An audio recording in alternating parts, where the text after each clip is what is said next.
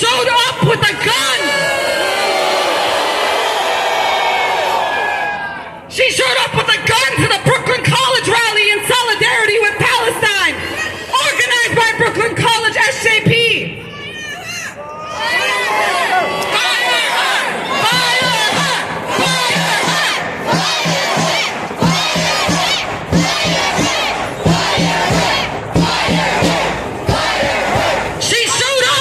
She showed up with a gun to intimidate and threaten pro-Palestinian students, sparking calls for her resignation.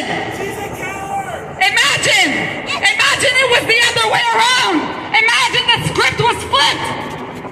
Imagine they can show up to our protests with guns and she wasn't even taken away in handcuffs.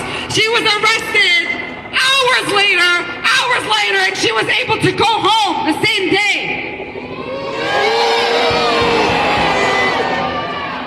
Meanwhile, people who support Palestine that are putting up flyers in their schools are being harassed, are being followed, are having their information put online, are being doxxed for supporting Palestinian liberation. But they can show up to our rallies with guns, and she just gets a ticket.